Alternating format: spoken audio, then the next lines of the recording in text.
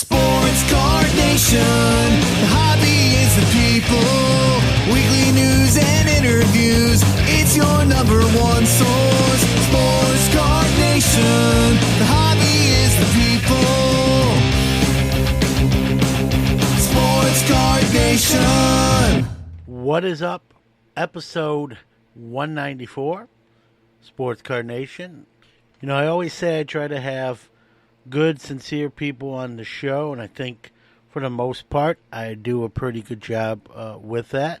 And today I think's no exception. He's a podcast host in his own right. The show is Sports Card Nobody. We're going to find what the nobody is all about. And my guest today is Shane Norton, the host of Sports Card Nobody. What I like about Shane is what I just said, right? He's honest, he's sincere.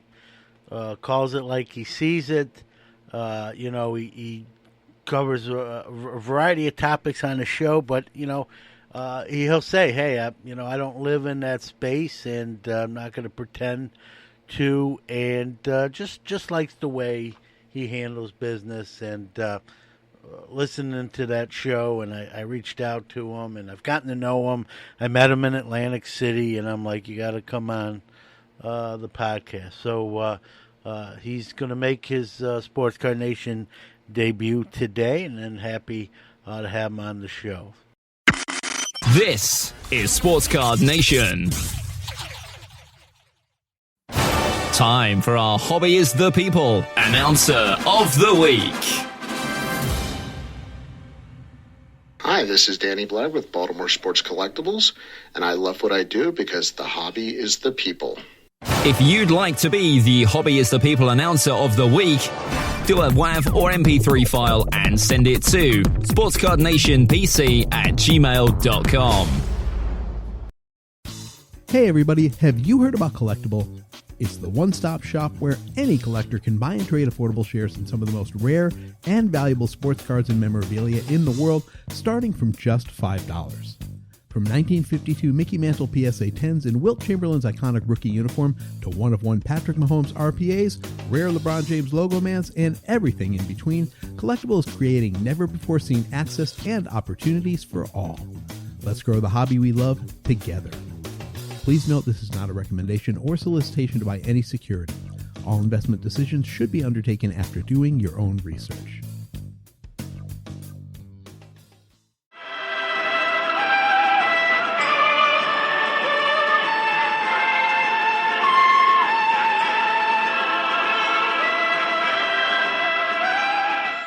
Real happy to have my next guest on the Sports Card Shop at Moco guest line. He's a fellow content creator and podcaster from the Sports Card Nobody podcast. Shane Norton, welcome. Thanks so much, Sean. I really appreciate you having me on. And holy moly, is that intro epic? That was fantastic. And like I tell everyone, after the intro, then it goes downhill. Hey, you know what? Grab the attention right off the top and let it carry you through. Fantastic stuff. Well, I appreciate that. Welcome to the show. I know I got to meet you at the National for the first time. We'll talk about that here coming up during the conversation. But, it's the age-old kind of, standard podcast question. Kind of, your hobby background, how did it all started for you, kind of, where you started and where you are now, that kind of timeline question. Yeah, totally. I mean, you're not lying. That is like it's like the trope these days with all the different conversations we have with so many different people in the hobby, but happy to talk about it. Love telling the story because, I'm really unique. I collected when I was a kid, then I stopped and I came back. Nothing special about me there. No, like everybody, or like a lot of us, when I was a kid, I mean, I've always been a collector. I've collected everything. I've collected comic books. I've collected action figures. I collected Pogs when I was a kid. I don't remember a time in my life that I just wasn't attracted to the act of collecting stuff for whatever reason. And, so when I was a kid, I collected all different types of cards. I had this one binder that was filled with baseball cards and Marvel cards. And specifically I had the Marvel series 4 cards, which when you put them all together in the nine card sheets, it created like a big giant picture. And that whole thing got stolen from me. And that was, that's a little bit of trauma from my card hobby or card past I've never quite gotten over. But so yeah, I collected all the way up until high school. Like a lot of us started getting other things. I never stopped collecting in general, but I stopped collecting cards specifically. But then, fast forward to 2018, I was marrying my wife, my amazing wife. And I wanted to get her we had said kind of no gifts for the wedding for each other, but I said, I still kind of want to get her something. So I got her tickets to a game in Los Angeles. We lived in LA at the time when the Packers were coming into town to face the Rams, and she's a Packers fan. So I decided to buy her tickets, since they'd be in town. But the tickets weren't going to arrive by the time we were getting married. The tickets get released later on, whenever you actually get them in hand. So up until the morning of my wedding, I really didn't know how I was going to present this gift to my wife. I had a bunch of silly ideas in my head, but finally, like the night before, I had this idea that I thought would be pretty cool. So I woke up the day of my wedding and I went to a local Target or Walmart, or whatever it is.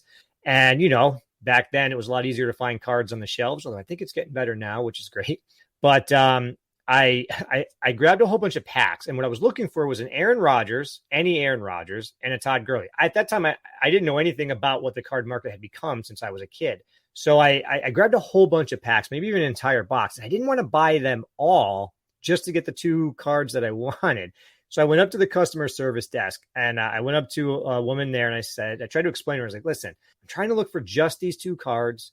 Is it okay if I just open these and then not, and when we find the cards, I'll just pay for everything I open? And she was looking at me real side-eyed, totally not understanding what I was trying to say.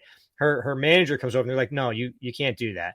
So I reversed again. I was like, all right, listen, I'm getting married in a couple of hours, and this is my idea. As soon as I said the wedding, they were like, oh yeah, we're happy to help.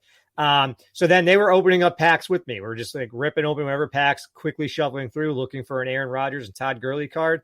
Finally found them. So paid for every pack that I had ripped open. And I took those 2 cards and I basically wrote a nice little letter saying, whatever, we're going to the game. And I attached those to the letter. And those were kind of like the tickets that I didn't have in hand. So that was my way of representing it. So now the wedding goes great. Everything's awesome. Stacy loved the letter and the cards, or loved the tickets and whatnot. But when the wedding was over and we were packing up and we were getting ready to leave, I kept those cards because I'd had some success in my fantasy football league that I'm pretty serious about. Todd Gurley was actually a key player to me winning my first championship. Maybe it was my second. I forget. There were so many. But I decided to keep it to kind of represent that moment in my fantasy football thing. So then that became me curious about other cards. So I went out and got a David Johnson card, really low end stuff, score, retail stuff, nothing crazy. So a couple bucks I'm spending on these cards. So I bought, Christian McCaffrey at some point too. But then that opened up the floodgates, right? I started investigating, can I get something a little bit cooler? Realize, there's like rookie patch autos I can get of these guys that are still lower level, and I'm only paying $30 to $60 for them. A little bit more money than I expected to spend for a card. But so that's kind of what really opened the floodgates. And then in 2019, I decided to start buying baseball cards. The Dodgers were doing really well. I'm a huge Dodgers fan. And then it really became like I was really kind of dipping my toes in. And then, like a lot of people, when the pandemic hit, I kind of was like, okay, I've been doing this, but on a low level, kind of scratching the surface. And I decided to really just start going all in on it. And it just became what it's became, like it has for so many people. Yeah, that's awesome. I love the story with the wedding. But once you mentioned the word wedding, it's funny how people's demeanor can change. You're probably just saying, I should have probably said that right off the jump. It would have went a little smoother. Right. But a cool thing to do and without having the tickets in hand. And who knew then, right, that it was going to sort of light those fires once again. And obviously then with baseball and being a Dodger fan and, and here we are in 2022. And you're in the content creation side. You launched Sports Card Nobody in November of 2021. I got to ask you, if you've explained it, I apologize. I didn't hear the explanation, but why the term nobody? Because I'm before you answer, I believe everybody is somebody in the hobby. I don't care where your collection is from high end to quarter cards. It doesn't, we're all in the same hobby. I think I know what you're going to say, but I wanted to get it straight from the source. Why, when you were coming up with the name of the show, how did the nobody part come about? Yeah. So really what happened was when I was diving in deeper and really trying to educate myself a little bit more, like a lot of people, especially in this day and age, first thing I'm doing is hitting up YouTube. I'm Googling, finding content creators who are talking about this stuff and trying to see what's what. And what I think like a lot of folks, I came across Sports Card Investor, who makes a ton of content, a ton of high quality content, but his show coupled with a bunch of others, actually. I mean, it wasn't just him, but what I realized was these folks were really playing at a level that was completely unattainable to me. So, and one of the big sort of like catalysts for me wanting to start my own content and where the actual title came from was there was one specific show, a Sports Card Investor, where he was making a trade, where Jeff Wilson was making a trade. I think it might have been at the National, not this previous year, obviously, but the year before. It could have been a different show. It doesn't matter. But he was making a trade that amounted to something like $20,000 worth of cards exchanging hands. And I saw that, and it was just, to me, was wild. I mean, that is like an insanely different level. And it was hard to find stuff and voices of folks who really, kind of like me, cared more about the collecting side. I like to collect because I like the stories. I talk about this all the time. I'm trying to express a part of myself. I'm trying to form this little silly cardboard story with my collection. You come in here and you see my Sandy Koufax, you see my Bret Hart stuff, you see my Mookie Betts stuff. You start to get some sort of a picture about things that I enjoy, things that I might somewhat define myself by, even though they're not that important. I'm a dad first and all those sorts of things. But, these little parts of myself that I'm expressing, these passions that I have. And it really felt like most of the content that I was coming across at that time was more garnered towards the investment and the flipping side.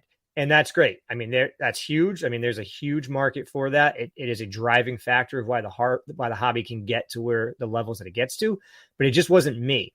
So as I started to think about creating my own content and things that I was hoping to talk about and the way I was going to hope to eventually shape myself, I had to, at that time, I had no idea how to find my voice and although, anything of that nature.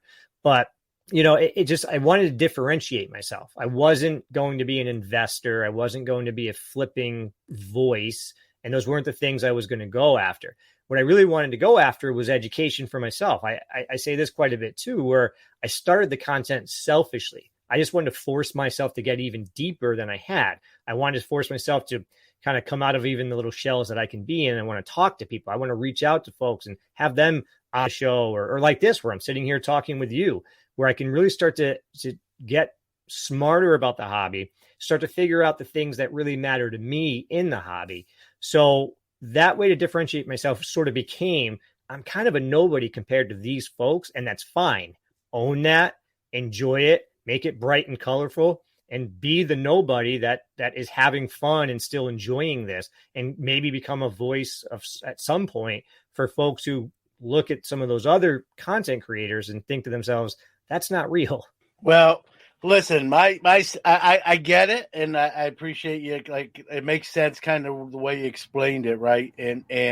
But that lower end, if you want to call it that, or the regular transactions, and those are the majority, really. Yep. Shane, you know what I mean? That those high end deals, while they are important to the hobby and they are part of the fuel that makes the car go, it's a smaller percentage overall. So I think, the area, and I'll include myself, that we're sort of in. Now, I've bought expensive cards, but more often than not, they're going to be under four figures. Usually the Nationals where I buy one or two cards over four figures, if that, and that's sort of what I look forward to in the National. But most of the year, I'm under the four-figure mark, whether it be selling or buying, with exceptions here and there. And I think that's the bigger part of the hobby. Sure, it doesn't grab as many the headlines as a mantle that's about to sell for over $10 million. But those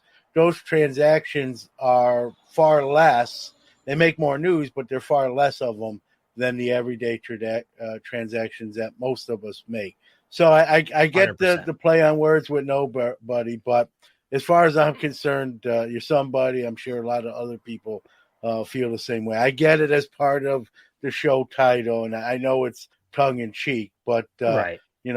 Without all that facets of the hobby, whether it be high end deals and your everyday deals, they're all important to the fabric of the hobby to it going forward, and probably even more so now with some of the market corrections and prices sort of resetting, and I think it's all the more important. But I get it. I'm going to step aside for a real quick break, but we'll be right back with more with Shane.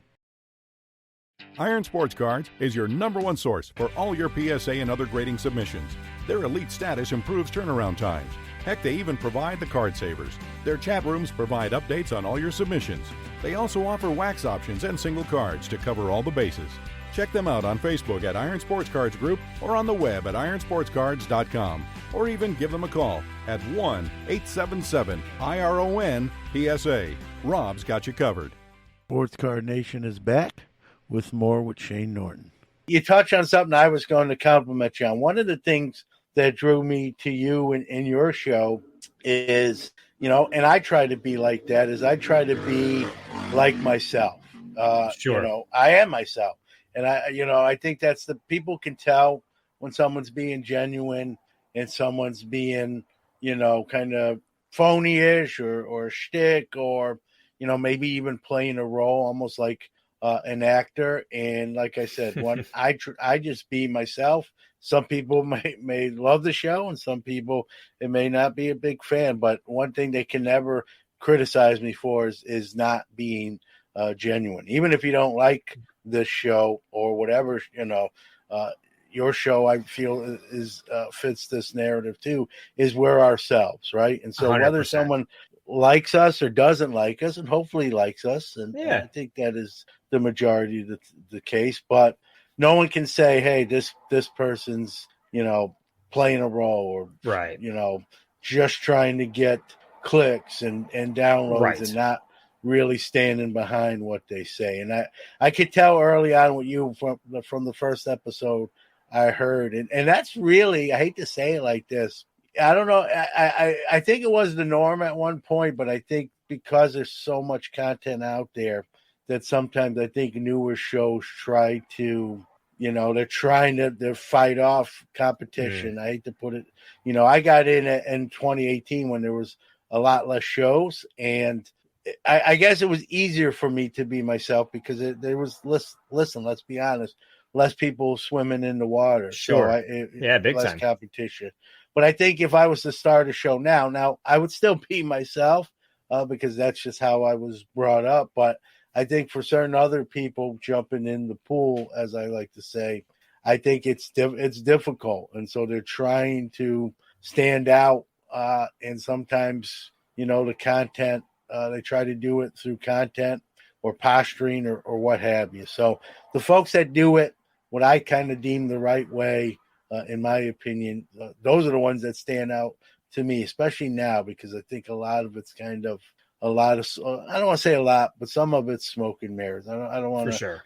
Paint everyone with the same brush. But I think some of it's smoke and mirrors and just for clicks and, sort of playing a role. And I know you don't do that. I don't do that. And I think people appreciate that. I know I've gotten compliments that, hey, John, one of the things I love is, I know you're being you, and I don't have to, even if I don't agree, I've had people say, hey, I don't necessarily agree with everything you say, but I also know you believe in what you're talking about, and that's your opinion. I don't have to second guess you if you're just saying that for the shock value of it, or, for the sake of saying it. So, that was something I picked up your vibe very early on. I think genuineness goes a long way. I think most people appreciate it. I think most people who are genuine themselves or true to themselves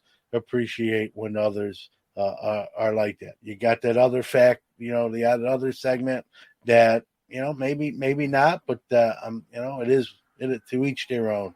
Yeah. As they say. What made you launch? But what was it that said, "Hey, I want to do this, and I can do this"? What was the kind of the factor that set the wheels in motion there?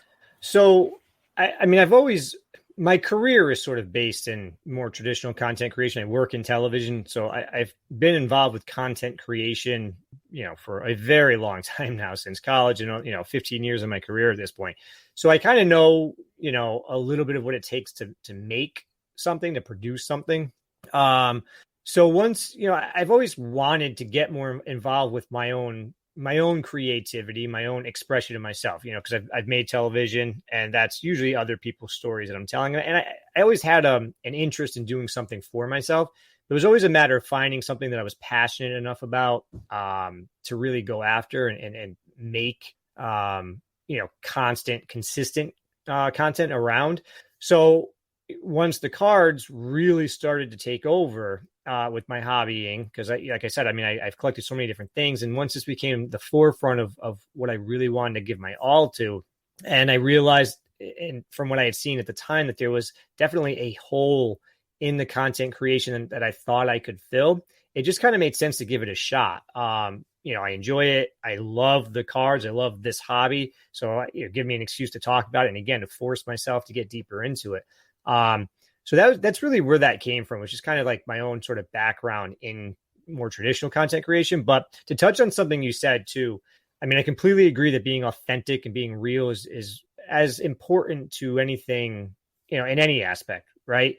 But when it comes to the content creation, one of the tough parts too is not only trying to remain authentic, but trying not to be overly influenced. And you're right, there's so many different shows and so many different, whether it's YouTube, podcasts, there's so many different avenues, and all these things can really start to shape the way you go about something, even if you don't realize or if it's intentional. And that's even true with our collecting, right? We talk about, so many different creators talk all the time about really trying to drown out the noise and don't collect what other people are telling you to collect. Try to find the lane that's important to you. Try to find, the cards that tell your story, or, whatever it is that you like. And that's important. And I think that early on when I first started, I first started with a YouTube channel. That was, because television is more up my lane. And as I was trying to figure out what that was and the different things I wanted to cover, it was tough not to be influenced by other content creators. And I didn't have the time to keep up with the YouTube channel, because the way that I wanted to produce it, it was just too time consuming. And that eventually evolved itself into the podcast. And it took some time. And, I'm only 35, 36 episodes in, or whatever I'm at now. And I'm still trying to find my own voice. I'm still trying to figure out the way that I want to come across every episode, and, figure out the stories that I want to tell. It's sort of an evolving thing, as you continue to do it. Time to hear from one of our great sponsors, but Sports Card Nation will be right back after that. Introducing the only auction house dedicated exclusively to the cards of the 1990s. Josh Adams and John Linden have created an auction company solely for the rare, scarce, and hard-to-find inserts and parallels of the 1990s. Whether it be basketball, baseball, football, or hockey, 90s auctions will have it. Each auction will consist of smaller lots between 100 and 120 lots, so your cards won't get lost in the shuffle. Founded on the principles of fairness, honesty, and integrity, 90s Auction was created by collectors for collectors. Register and consign today at 90sauctions.com. That's 90 little s auctions.com. We are back. Well, another thing I appreciate, you have younger kids, and you try to, you mentioned being a dad first, which is, as a dad, I appreciate that. My son's older, at 22 now, 18 when I kind of started the show. But I appreciate that. This hobby, I think you kind of know where I'm going here, and you might agree, right? It can consume you if you let it. I see a lot of, I don't want to say a lot, but some content creators, I've seen them, when they kind of first started, and they, post pictures of their family and different things they were doing. And then as their shows kind of took off, like many do, you see less of that. It's just all cards and whatnot. I'm not trying to say they're bad parents or whatnot, but the hobby's a monster in itself that can kind of overwhelm and consume you.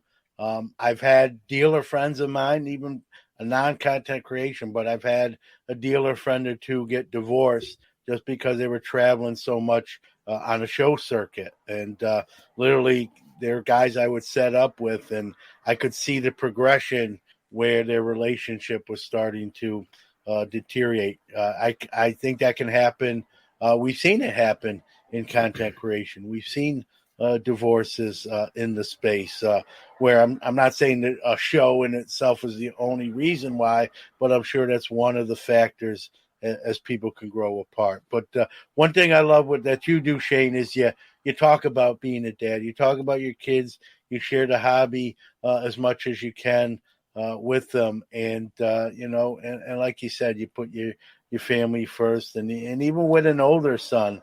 In my case, I still have a wife, and I still got responsibilities to honor and live up to, and so there's a balance with what we do, and I think you do a decent job with it. I think I do. At least my wife at this point says I do. So there was even a stretch with this show, Shane. I've talked about it on this show. There was a stretch, I'd say, in between like the episodes, 40, 50, and 60, where I was doing like so much every day with it, where my wife even made a comment at that time, "Oh, nice to see you," and come downstairs, and Sure. and she, in a nice way, she was, kind of let me know, like, hey, you're really starting to, really dive in there head first, and I'm not seeing you as much, and blah blah. And sometimes you don't even know it until someone else, just makes you aware. I think the message was sent, and we got on the same page. I think where the problem can happen is when that message is sent and you don't receive it, or you don't care about the message. And I think you do, kind of speak to the balance of, I know you, like you said, you did it as part of your real job too, but when it becomes even more than your real job, but your sort of your hobby, where you start your own show and being a dad and a husband, talk about the balance and maybe sometimes the difficulties of that even. Yeah. Well, I mean, not to try to give advice about like being married. I mean, every relationship is different. Everybody's got to find, what works for them, but nothing original with what I'm about to say. But the most important thing really comes down to communication. And with my hobby, and, whether it's the content creation or the actual collecting of the cards themselves, I talk to my wife about it a lot. I ask her opinion. I ask her, a lot about our schedules, especially when it comes to trying to schedule interviews. Like you and I took some time to actually get this time and date locked down, because I got to make sure it works with my family and the things that I've already committed to. So I really am open with everything. I see these posts a lot, and I hear people say like, man, if my wife only knew what I was spending on this card, or if my wife knew what that's never me. My wife is aware. She trusts me that I'm not spending too much money. And, she actually doesn't really care. She doesn't care about the card. This is the one hobby I've actually dove the most into that she's the least interested in. And she's kind of lamented the fact that I really wish you were still collecting hot toys. I like those way better. But yeah, I talk to her. I don't schedule anything unless I talk to her first, especially if it's out of the norm, because I record weekly on Monday nights after my kids go to bed. So I can help do bath time or whatever it is, or it's my turn to put them down, whatever the routine is. So once they're down on Mondays is when I can sit down and record. And I just kind of stick to that. I try not to take on too much. I try to be cognizant of that. And, to be honest, my time with my family means more to me than any of the other stuff. So if I'm taking time away from them, I feel it. And it's tough because, the balancing isn't just, there's other things, that our lives encompass, right? There's so many things going on, and, we get busy and sometimes, so I just really try to, selfishly spend as much time with my family as I can because I love to. And you mentioned about, getting my kids involved with the hobby. So for those that don't know, I'm sure there's a lot more people listening to this that have never heard of me before. I have 2 kids. I have a 3.5-year-old and my son turned 1 yesterday on August 12th. We're having his birthday party tomorrow. So today we're actually kind of getting ready for that party and all that, but whatever. So my daughter's the one that I can kind of get involved with the hobby. And I try to find any way that I can. I let her handle my cards, especially the ones that are in top loaders or slabbed. I mean, she can only do so much damage to those. And I let her, she likes to organize them. She likes to look for the ones, the pinky purple ones that stand out to her. She likes to grab and organize my Bret Hart cards.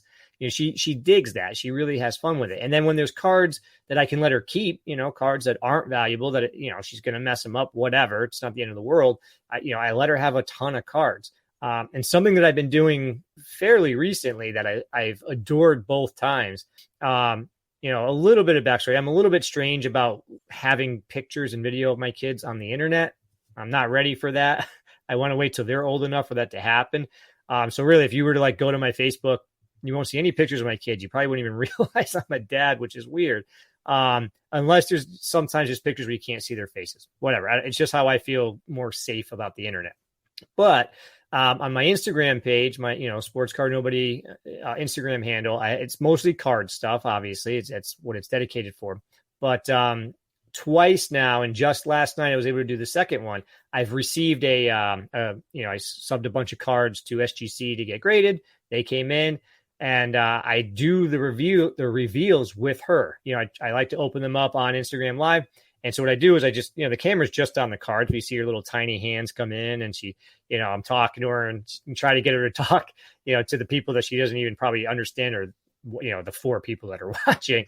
And, she'll flip the cards over for me and we'll, she'll see me get excited about a grade or whatever, or not.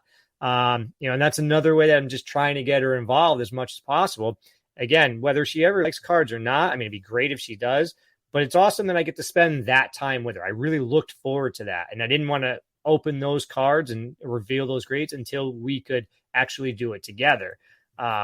It's stuff that's important to me, whether it's corny or awesome or whatever. It matters to me. So I make it matter on a day-to-day, basis if possible. Yeah, totally get, not having them in pictures and on film. I understand that in today's world and some of the things going on there, it makes sense. And you're not the only one. And I mean, I'm a teacher by trade now, teacher's right. assistant.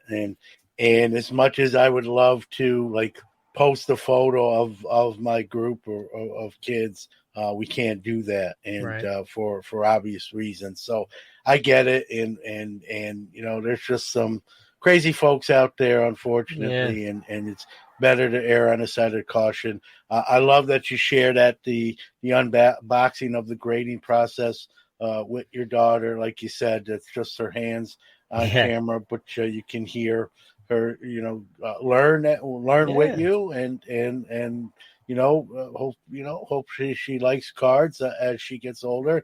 You have your 1-year-old son that's he's got time, but I'm sure he'll.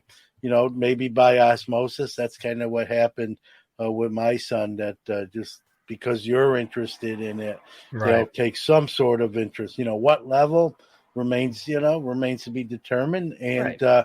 But like you said, it's family first. And, you wait till your kids are sort of winding down or in bed or sleeping to start producing your program.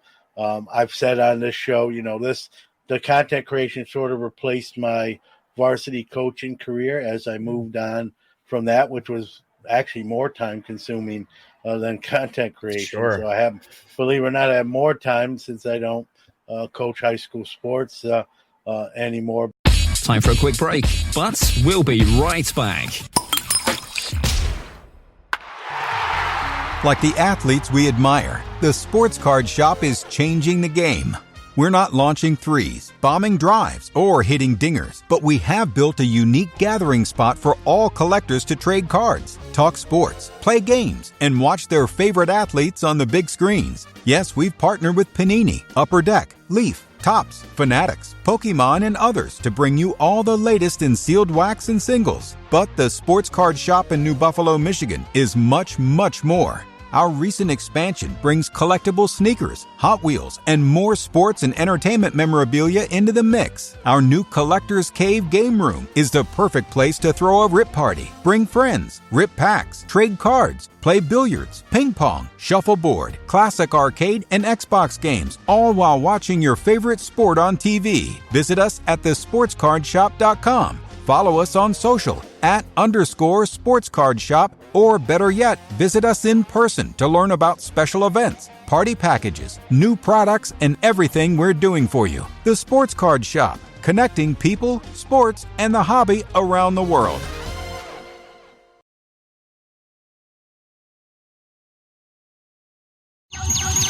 Thanks for sticking with us. Let's return to the show. I have a whiteboard that's downstairs in the kitchen. It's a calendar, a whiteboard calendar, erasable calendar.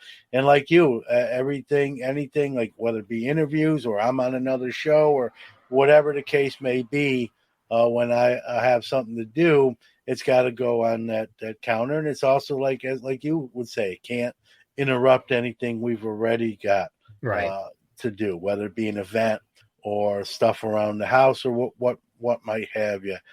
So if it can be scheduled and not interfere with anything that is important or already exists, then I can do it. And I think like you mentioned the word communication, right? You hear the old cliche, right? Yep. Communication is key, but it's really so true. We might hear it so much, we almost don't hear it. Kind of falls. Sure. But it really is true. Like my wife said, listen. She's not into cards, probably like you were saying with your wife. She's supportive of me and the passion I have, and that's the only thing. She said, "Listen, you got an interview. If you schedule, we don't have anything planned, then awesome. I just don't want to, have it where I have to cancel stuff or we have to cancel stuff. And it's never, since we started that whiteboard, it's really streamlined that whole thing, and it's made a world of difference. And like I said, there was a short time period where I sort of lost sight of some things. You don't even realize it, and it's just simple fixes too that can really right that ship and get you back on the same page. And it's you got to think about that, and even if you're not we're talking about content creation and our collecting of cards, but even if you weren't in content creation, how far you travel for shows, and how often you're not home or going to the car, all that stuff is factor. You got to balance it out, and I think it's important. I think most people do a pretty good job. I'll include us too in that category. But you hear every once in a while, you hear a story where someone didn't, and maybe kind of either cost them a relationship, or even I've heard people have lost their jobs over it because they were caught not doing their work and doing the stuff they do for fun at work. And you got to get your priorities right. 100%. Priorities. So that's another thing. Like I said, that's why I brought it up, because I know you've talked about it, and I think you sort of a great example of how to do it, and that sort of thing. So I'm glad to sort of pick your brain there, and that sort of thing. I know you have a lot of wrestling cards. You enjoy wrestling cards, but I did hear you mention recently you sort of want to pivot a little bit from that. Just kind of maybe elaborate a little bit more what you mean there. Sure. Well, it's funny. If people were to go to my show or my Instagram page, especially, you might think I only collect wrestling cards. And to some extent that's become true. And to kind of give a little bit about background on that is, I'm a huge wrestling fan. I have been since I was a kid. I love wrestling. I think it is a phenomenal industry, phenomenal business that is so unique and separate from any other type of entertainment that exists. Somehow this, pretend fighting, this art form has just found a way to exist. And I I just eat it up. Just no, give it all to me. But so the collecting of the wrestling cards is a very genuine passion of mine. But really, what happened was AEW, and for folks who might not know, WWE is the preeminent wrestling organization in the world. It probably always will be. But AEW came into existence about 3 years ago, and then it got delayed. But finally, toward the start of this year, AEW's first cards were coming out. Now, I actually typically watch AEW more than WWE for a lot of reasons, which we don't need to get into here. But nonetheless, I was very excited for that. I'd been collecting my baseball cards, my football cards, my basketball cards, and I was really excited that a wrestling product was coming out for a show that I was now watching weekly. And then as I was still discovering, you kind of always do, like you said, there's so many different shows. I was still discovering other content creators, and I discovered Stacking Slabs, which is hosted by Brett McGrath, which is a great show. If anybody hasn't checked it out, it's definitely worth a listen. But he talks a lot about wrestling cards on there. So hearing him talk about the WWE cards that he collects started to kind of open up my eyes to that there's more to the wrestling aspect of the hobby than I realized. And I got the AEW cards and I love them, but again, I'm a lifelong fan. So I still love the WWE, even though I watch AEW more often lately. Especially a lot of the legends. So I started to get curious, and then I discovered another podcast called Worlds Collide with Zan Morning and Tony Vella.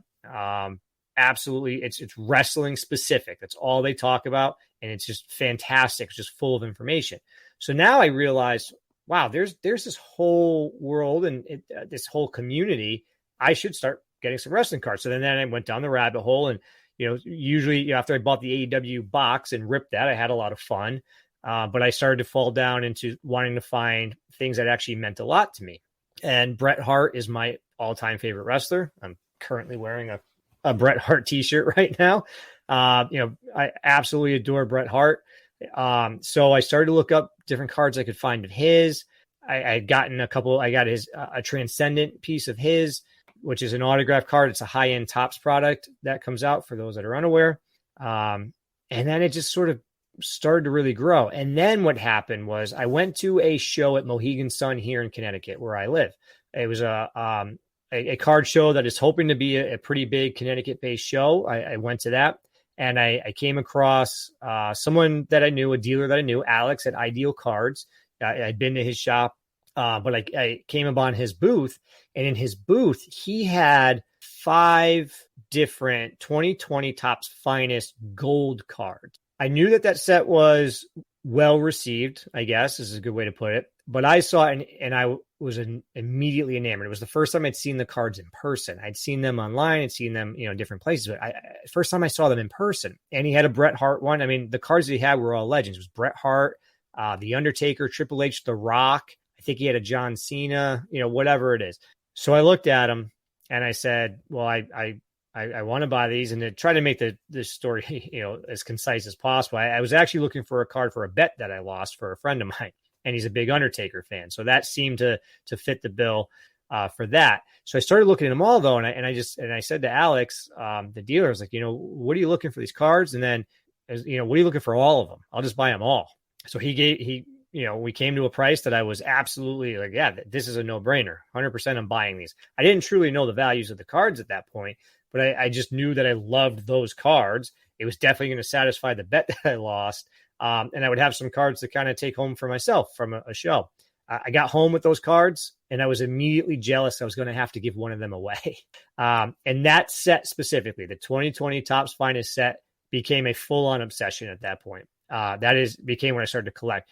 And, really a big factor to that too is the level of card that you can get. So rarity, numbered to 10, numbered to 5, even numbered to 50 golds, and the names on the cards: The Rock, Bret Hart, Shawn Michaels, full on GOATs, Roman Reigns, who's, the greatest wrestler going right now. He's by far the biggest name in the business at this time. They were way more affordable.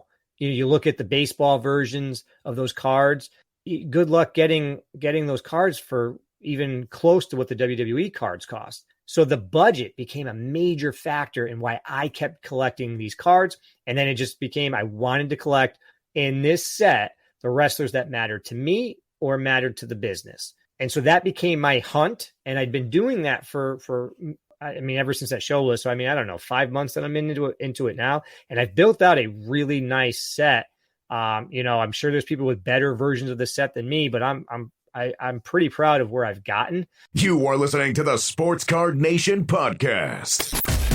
We'll be right back after this break. Are you a new sports cards collector or someone returning to the hobby?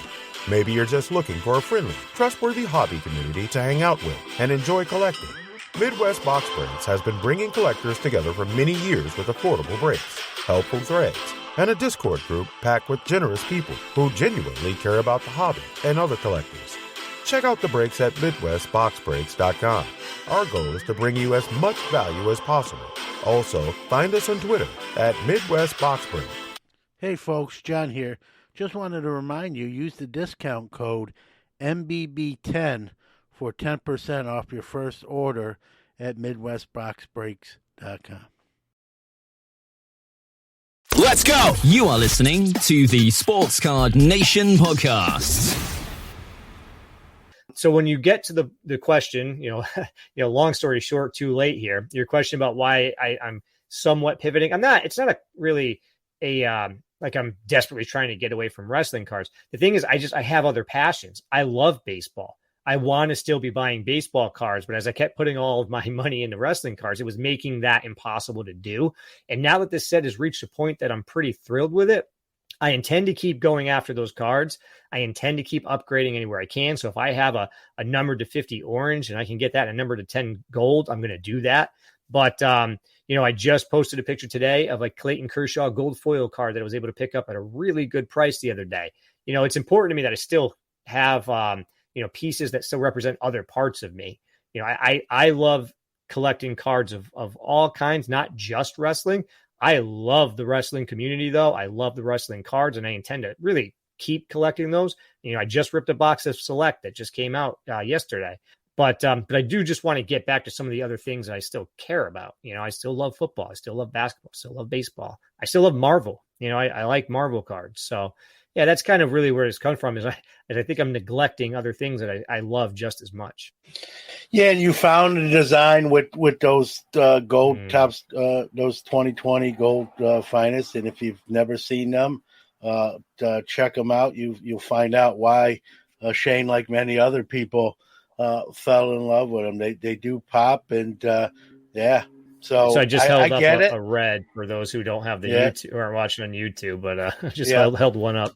Yeah, so I get that. I've had certain cards or certain subsets or whatever the case may be, where you sort of like that becomes almost your sole purpose. Where I don't want to say you forget, but you sort of neglect or you move away from other things you sort of still love too, and you kind of get caught up in the whirlpool.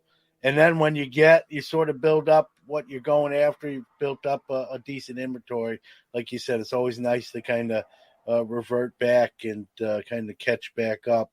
In this case for you, other sports that you still love, other players that you still love collecting. I get it because I've been there and done that. Sometimes you don't even realize it till you're really up to your knees in it. It's still fun. Obviously, whatever you're chasing is fun, but then sometimes you're like, I did that with some Jackie Robinsons, where I should have been buying Jackie Robinsons and I got caught up in other stuff.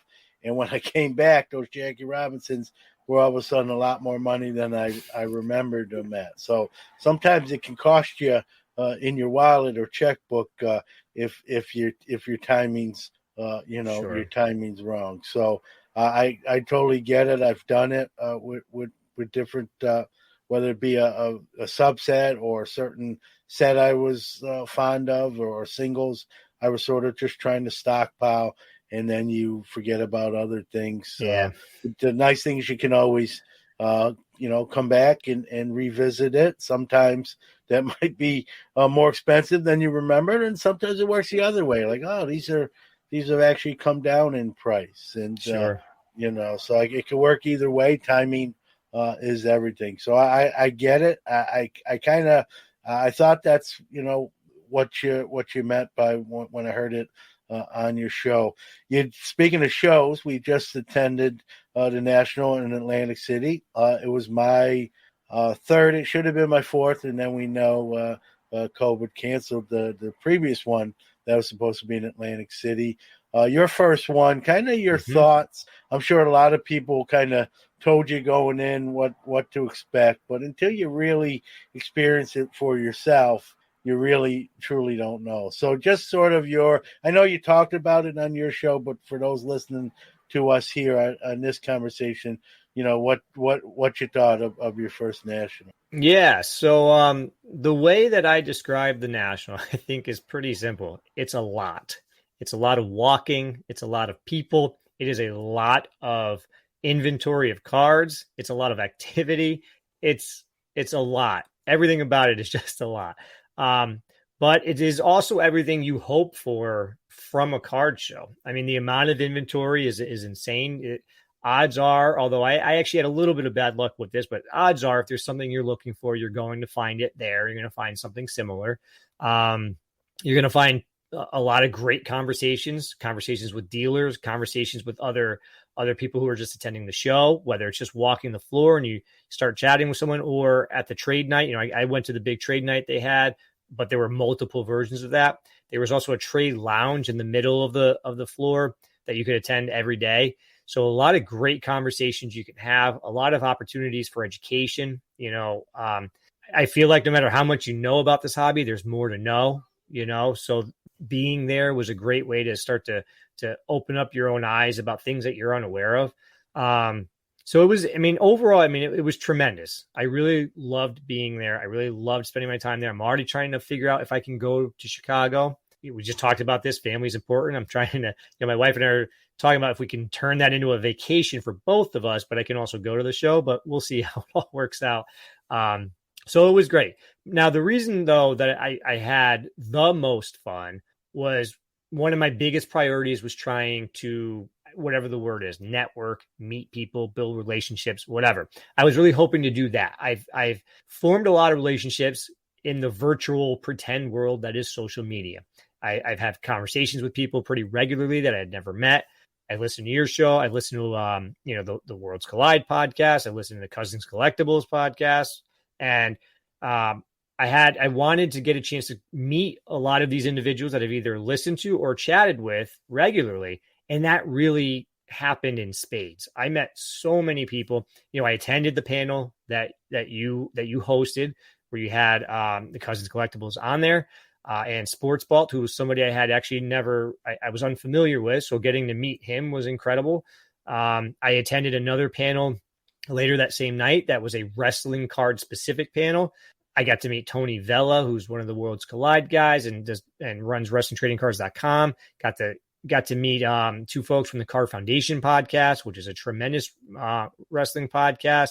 Man, doing all that was just fantastic. I met Chris Brancato, who is somebody who I've met through the wrestling community, who's just a collector, but we made it a point, like, let's link up at the show. And then I saw him a week later when I went to go meet Bret Hart. We've been making these plans. So building real relationships on top of the virtual relationships was great. It was everything I could have hoped for from it.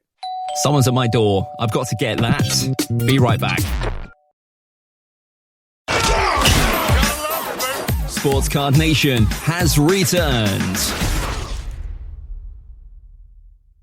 There was a couple things about the National I didn't love. We paid for the VIP. My buddy and I, who went together, Suplexes and Slap Shots, my buddy Justin, we went together and we bought the VIP tickets. I was a little about the VIP tickets. That probably could have been a little bit better. This has been talked about ad nauseum at this point, but the service and the Wi-Fi options were pretty atrocious when we were there, which, made it hard when you get separated from people trying to text them and you realize that text never went through. Just to figure out where they are is a little annoying. Atlantic City itself wasn't the best. I'd heard a lot of people complaining that it was going to be there. Selfishly, I was stoked because it's in my backyard. I could drive there. So for my first National, it made it a lot easier to make that plan. But I hadn't been to Atlantic City in probably pushing 20 years, and it wasn't wonderful. I'm curious if I can go to Chicago. Everybody raves about that area and what it's like. I'm really curious if that holds up. If I can go, it would be great. So yeah, I don't know. I think that's my national thoughts in a nutshell. I definitely had a blast, and I would love to go back if possible. Yeah, you make a great point, right, about learning, right? I've been doing this a long time. I'm an old guy, and I always say I try to learn something every day, every week. And if I don't, that's on me. That's a lack of pursuit on my part. The hobby has changed so much from 1979 when I started as a little kid to now, and it's changing. You know this, Shane. From it changes by the week even now. So Yeah. anyone that says they're not learning, my favorite one is I know everything. That could be actually true, which Sure, it's not. maybe. But let's hypothetically, even if it was true, the hobby has changed today from yesterday. So you had to learn something today to know everything, to keep up knowing everything. And so I always laugh when I hear that. You don't hear it that often, but every once in a while someone makes that claim, right? If you're not learning in this hobby, I don't care how long you've been involved, 30-something years, 2 years, 1 year, whatever. If you're not learning, you're not paying attention is what I always say. And so I am just because I have a passion too. So I learn, if not every day, almost every day. And you almost have to try not to not. And that's a great point. And again, it has nothing to do with years of service in the hobby. It's just the hobby is on that sort of news cycle, and the way it's going, that you can learn something every day. You touched on meeting people, right? You get to know people in that online form, but it's always nice to meet them in person and see if the person, the online personality matches the in person. And I always get this when someone meets me, like maybe for the first time. They're like, "You're just like I hear on your show," and I'm like, "I don't know what you expected." Like, I'm not, I laugh because I'm like, "What did you, I'm uglier in person. That I can't help. It is what it is." But everything else it's the same. Like, there's no what we talked about being that genuine. So I'm not sure what I always chuckle at that and sort of try to ask them, like, "What did you think I was gonna say?" Or and that sort of thing. But it's always like you said, it's always great to meet in person. And you feel like I hate to say it like this, but sort of consummated that friendship. Right? Yeah, no, that's a great way to put it. Yeah, made it sort of official. And every national I've met someone for the first time or again, which is, and both of those situations are equally fun, right? I call it, I mean, the national, like you said, if it isn't there, it may not exist. I mean, almost everything's there. But the other thing is, it's where you're going to have, it's what I call it the Super Bowl, the hobby, and it's where you're going to have the most people in one place from the hobby 1 week every year at the same time. And whether that's just collectors, content creators, corporate, all facets are equally represented. And I try to go. It's a place I'm going to try to get to every year, whether it be for the full week or 3 to 4 days or whatever. With my career change being in the teaching profession now, you get summers off unless you want to work summer school, which I did work this year. But I tell my employees, like, there's a week every summer that I probably can't work, and it's pretty much the same week, along the same dates, the end of July and front part of August. So if you want me to work summer school and you can cover me for 4 days, which is really what it is, for 3 to 4 days, depending on what day I leave for it, then you can have me for summer school. And there's such I hate to say it like this, but there's such a demand and shortage that they're willing to work with that. And so I'm counting my blessings there. I hope to see, you mentioned sort of working Chicago into a family vacation / I can attend the national trip. That's really what Atlantic City was this year for me, because my wife went. She could care less about the convention center and the cards and that aspect, but she hung out at the beach for 5 days or what have you. Had a great time, didn't touch a card, and I had a great time and didn't touch any sand. So it worked out. It worked out for both of us. And if you can do something, work work along those lines. I hope I get to see you again in Chicago. So just one last question. I sometimes ask this question to the guests on this show. I call it the Hobby Magic Wand. I give it to you. You only get one wish or one kind of command. You can either something you want to see more of or something you want to get rid of or see less of. What would you use your one thing with the Hobby Magic Wand? All right, man. So that is a tremendous question, and for me, I've talked about this on my show a few times. I try not to harp on it though, so I've had a couple episodes about it. But man, I wish I could clean up the negativity and sort of the judgmental attitudes that can really pervade a lot of conversations. One of the things that really kind of I get a little pet peeved about, and I try to walk away from as much as possible. But quick example is it wasn't that long ago that Panini released their first WWE product, and it was Prism. We knew in the wrestling community that Prism was going to bring a ton of new folks into the WWE or wrestling space that didn't really care so much about wrestling, but they care about Prism. And that happened. And there was so much hype when it dropped. And cards were selling at pretty high prices. There was a couple, a few record-breaking prices, if I remember correctly, but there was a couple one-of-one cards that sold for, $15,000, right? And seeing people in other avenues see that and just immediately call like the person who bought that dumb, stupid, whatever, like that's never going to be worth more than that. That's stupid.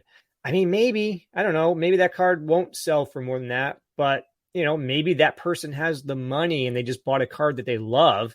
And, they were up against other people who were trying to bid or what, got it to that price, so who cares? Who cares if that card's never going to be worth $15,000 or $100,000 or whatever? If this person did what they're supposed to do, took care of their priorities, has the money, I don't know. It's out of my world. I'm a nobody. I'm sports card nobody. That's for somebody else, right? I'm nowhere in that lane.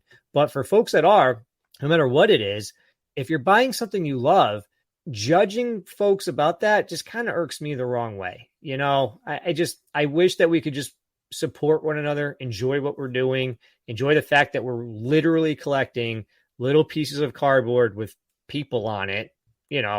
It's silly if you really, step back and think about it, and it should be fun, So that's the biggest thing that I would definitely clean up is just try to get folks to be more supportive and have more fun with it, So that's where I kind of lie.